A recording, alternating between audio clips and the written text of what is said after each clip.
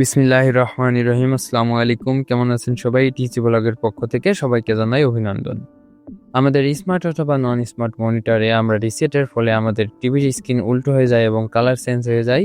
খুব সুন্দর মতো খুবই সহজেই আপনারা এই ভিডিওর মাধ্যমে সমস্যাটিকে সলভ করে নিতে পারবেন। আপনারা আপনাদের টিভির রিমোটে প্রেস করবেন মেনু 1147। এই বাটনগুলো খুব দ্রুত প্রেস করতে হবে। তো আমি প্রেস করে দিচ্ছি মেনু 1147। এটা প্রেস করার সাথে সাথে আপনাদের মনিটরের স্ক্রিনে দেখতে পারবেন এরকম একটি অপশন চলে আসবে।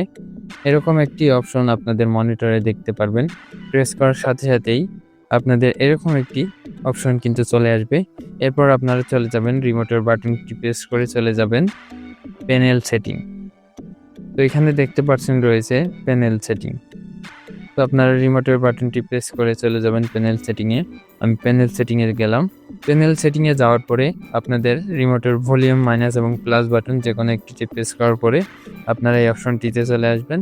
তো দেখতে পাচ্ছেন আমি ভলিউম প্লাস বাটন প্রেস করার সাথে সাথে এরকম একটি ইন্টারফেস শো করেছে। নিচে দেখতে পাচ্ছেন একটি অপশন রয়েছে মিরর। তো আপনারা রিমোটের বাটনটি প্রেস করে চলে যাবেন মিরর অপশনটিতে। তো আমি রিমোটের ডাউন বাটনটি প্রেস করে চলে যাচ্ছি মিরর বাটনে। মিররের অপশনটিতে যাওয়ার পরে যদি এই অপশনটি অফ থাকে অন করে দিবেন, অন থাকলে অফ করে দিবেন। আমি এরপর ভলিউম প্লাস বাটনটি প্রেস করার সাথে সাথেই দেখতে পাচ্ছেন আমাদের টিভির স্ক্রিন কিন্তু পুনরায় আগের মতো সোজা হয়ে গিয়েছে। এরপরেও কিন্তু একটি সমস্যা আমাদের রয়ে গেছে, টিভির কালার কিন্তু চেঞ্জ হয়ে গিয়েছে। কালার কিন্তু আগের মতো এখনো আসে নাই। তাহলে আমাদের কি করতে হবে? আমাদের আবারও সেম প্রক্রিয়ার মাধ্যমে কালারটিকে ঠিক করতে হবে। আমরা আবারও রিমোটের বাটনে প্রেস করব মেনু 1147। আমি আবারও প্রেস করে দিচ্ছি মেনু 1147। এটা প্রেস করার সাথে সাথে দেখতে পাচ্ছেন আমাদের আবারও একটি ইন্টারফেস সামনে শো করেছে। এরপর আমরা আবারও সেম ভাবে চলে যাব প্যানেল সেটিং। এখানে দেখতে পাচ্ছেন প্যানেল সেটিং। তো আপনারা আবারও চলে যাবেন প্যানেল সেটিংয়ে। প্যানেল সেটিংয়ে যাওয়ার পরে আমরা রিমোটের ভলিউম প্লাস বাটনটি প্রেস করে দেব। এখানে আমি রিমোটের ভলিউম প্লাস বাটনটি প্রেস করে দিলাম। প্রেস করার পর এরকম একটি অপশন আসবে। এরপর এখানে দেখতে পাচ্ছেন ডিভিপি কারেন্ট অপশনটাই চলে যাবেন আপনারা। ডিভিপি কারেন্টে যাওয়ার পরে এই অপশনটা যদি আপনাদের 3 থাকে তাহলে 2 করে দেবেন, 2 থাকলে 3 করে দিবেন। যদি তারপরেও না হয় তাহলে আপনাদের যে অপশনটিতে থাকবে পুনরায় আবার আগের অপশনটিতে আপনারা রেখে দিবেন।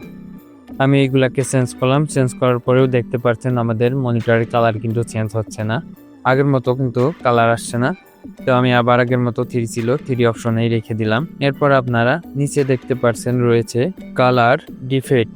কালার ডিফেক্ট একটি অপশন রয়েছে, এইখানে দেখতে পাচ্ছেন। এরপর আপনারা রিমোটের বাটনটি প্রেস করে চলে আসবেন এইখানে দেখতে পাচ্ছেন রয়েছে কালার ডিফেক্ট। আমি রিমোটের বাটনটি প্রেস করে চলে আসলাম কালার ডিফেক্ট।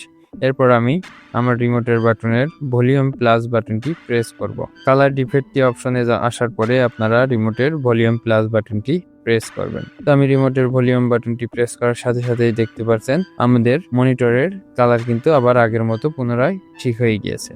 এরপরেও যদি কোনো প্রকার ঝামেলা হয়ে থাকে তাহলে আমাকে ইনবক্স করবেন, আমি আপনাদের সমস্যাটিকে সমাধান করার চেষ্টা করব ইনশাল্লাহ।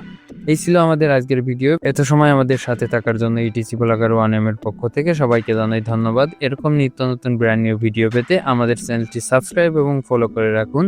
সাথেই থাকুন। আসসালামু আলাইকুম। আল্লাহ হাফেজ।